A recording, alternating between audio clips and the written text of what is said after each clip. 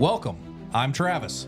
And I'm Tyler, and this is Strategies for Success, a show that explores many topics while aiming to equip listeners with simple and practical lessons you can use in your everyday life. Now join us on our journey as we reach for the impossible.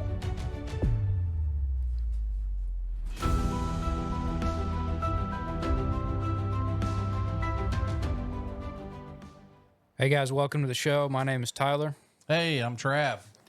Today we're talking about Mount Rushmore. Mount Rushmore, remembered for success. Remembered for Success. So we're going to start kind of a new series of episodes here called Remembered for Success.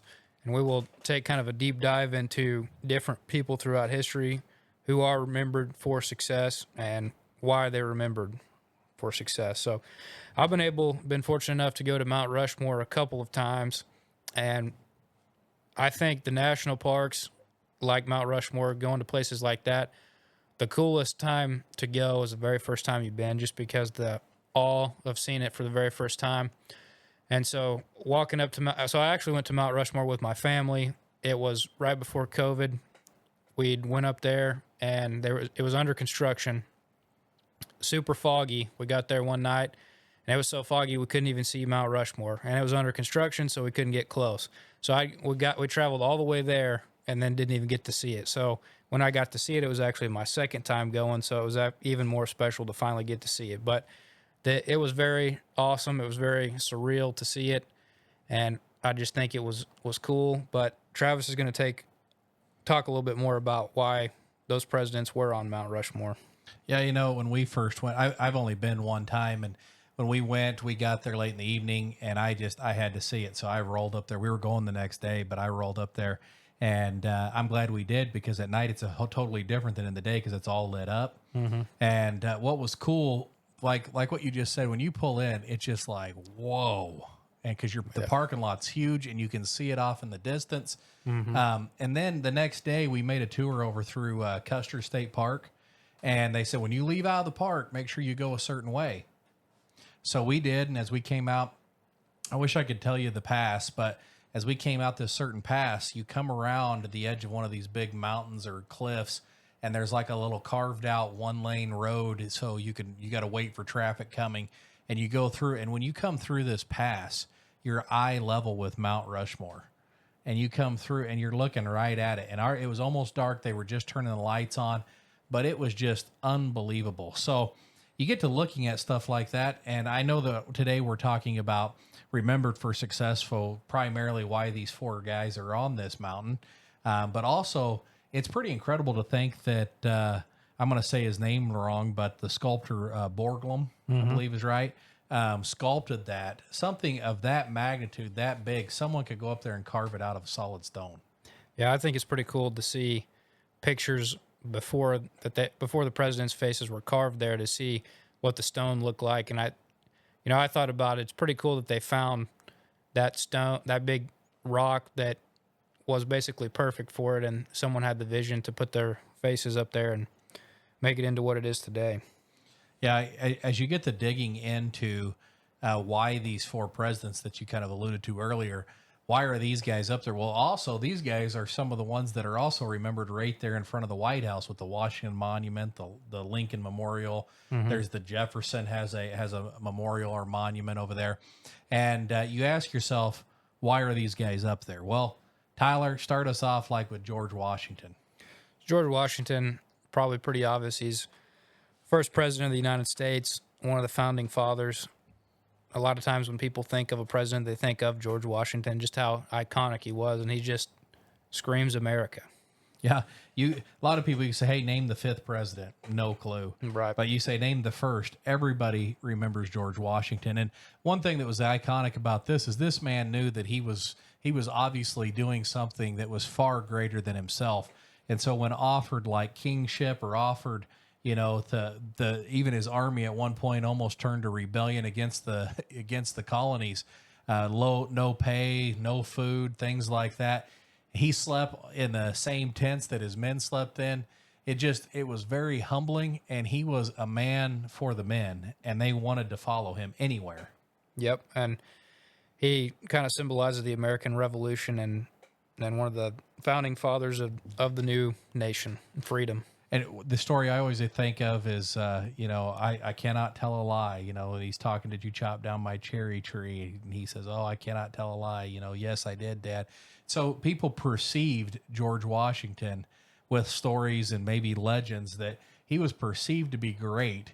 And that's one reason that he was even asked to lead the military, because they were looking for someone to get it done. And this man rose to the occasion. We've mentioned this several times, but most of the reasons that these four men are iconic is because they were put in difficult situations and they overcame. Anybody can go in when times are great and say, hey, we did that. Yep. But guys that actually go in and blaze the trail, those are the ones that are truly remembered for success. So the next one is Thomas Jefferson. So tell us a little bit about Thomas Jefferson. That's my favorite one. So I believe it was John F. Kennedy said he was dining in one of the rooms there at the White House, and he had assembled this huge team to meet together, cabinet members. And he said that, listen, he said, we have assembled the brightest minds in the world.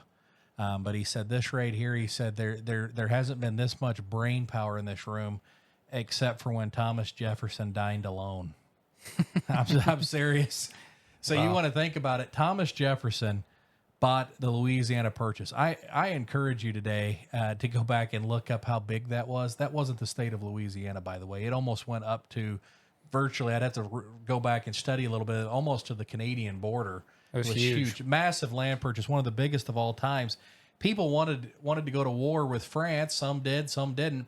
But to take this land was occupied by the Spanish, and Jefferson says, hey, let's just buy it. Mm-hmm. And they're like, oh, yeah, he's going to do that. So he sits down and figures out what it would cost to go to war. And I believe the costs were somewhere around $20 million. And he makes an offer to Napoleon, who's at war. He says, hey, he's already at war with the British. I'll make him an offer that he can't refuse. So he takes him an offer, and $6 million, I believe it was, and he agrees. So no fighting, no conflict, strokes the check, and off they go, and here we go. And then this is one of my favorite explorers of all time, Lewis and Clark. Lewis, a lot of people don't know this, was actually the secretary to Thomas Jefferson, and he was known for his, I guess what you'd say like an accountant mindset, accuracy. And that's who he wanted to lead the expedition, because he knew that he would write down the plans and different things. Who's our third one? Third one is Theodore Roosevelt. And as you could probably tell, Travis is the history buff here, so I'll give a little bit of input. But Theodore Roosevelt, I know he's one of the main guys, or one of the first guys that created the national parks. And I like going to a lot of the national parks. There's a lot of cool stuff to see. I've been to Yellowstone, Zion National Park, a lot of places out west and up north a little bit. But it's really cool to see nature preserved like that. And there's just a lot of sites that I see there that I think it's incredible that it still looks like that, with how much people have changed nature and stuff over time by occupying it. With Theodore Roosevelt, I've thought many times, that's the guy when you go to like the Big Bass Pro and they're talking about conservation. Mm-hmm. There's a lot of things that are dedicated to him, but he had the vision to think that, hey, if we don't protect our own natural resources, our animals, these parks, like you go to Yellowstone or even Custer State Park, or even up to Mount Rushmore, these places that have been protected by our government, a lot of these plans and processes were put in place by Theodore Roosevelt, thinking, hey, if I don't do something now, we have nothing for tomorrow. Right. All right. Who's the last one? Last one, Abraham Lincoln. Abraham Lincoln. There's not much doubt on Abraham Lincoln. And again, trials, struggles, that'd probably been one of the hardest jobs of all time, maybe ever. I don't know. Yeah. I'm not taking away from like Jesus dying on the cross for our sins. I'm not even comparing that. Mm-hmm. I'm talking as job as the president. So this is a man who takes office. He's in a divided country. It's already big upheaval, and then the country splits. And basically we have this great United States, but we had nothing that said they couldn't leave. Mm-hmm. And however you feel about that, the man's job was to preserve the Union, and that's what he dedicated himself to do that. But he went above and beyond that. He wanted to not only be a country that was great, but he also wanted to show freedom and freedom to all. Yeah, one thing I remember hearing about him, and I don't remember who it was specifically, but it was either, I don't remember if it was a presidential race or if it was somebody else. I think it was a presidential race, actually, and he was running against 2 or 3 other people from different parties. And when he won the election, he actually appointed those people to his cabinet from the other parties. And so when I heard that probably within the last year or two. That really blew my mind to think that he was a good enough leader and he wanted to appeal to all people, to all classes, to all political parties of people, because when all it comes down to it, we're all Americans. And he wanted to appeal to all of them, so he had to have people from each group represented so that he fully heard all sides of the story before making a decision. You talk about getting some constructive criticism. Yeah. Bring your enemy to the table and ask them to comment on what you had to say or your own thoughts. That's pretty impressive. I didn't even know that. Yeah. Well, that was pretty crazy. So I've thought long and hard, why these 4? We've heard President Trump and everyone say, you got to be making a spot for me. But, it's easy to say that. But what I truly believe made these guys remembered for success is every one of these men had a vision. And they were visionaries. They could actually look at it.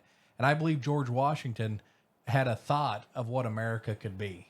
I believe Thomas Jefferson had a thought of what, by reaching the West Coast, by this great vast land, that we could expand and be even greater. And Theodore Roosevelt, by conserving and protecting our natural resources. And then Abraham Lincoln finally we've got to keep the Union together, and freedom isn't free if we're not all free. Mm-hmm. So, right. Tyler, it's time to do what? Now it's time to execute, and we'll have a little challenge here. All right, so here's the challenge. Being a visionary is not easy. It's not something we can say just go out and be a visionary.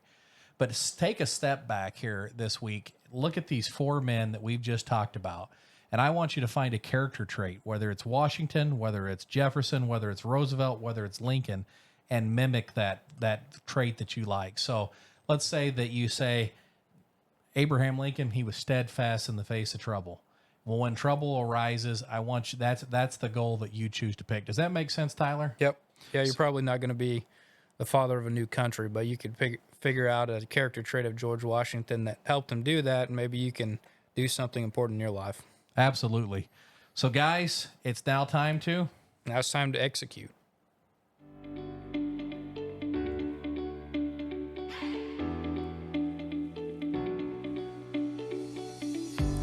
Thank you for learning with us.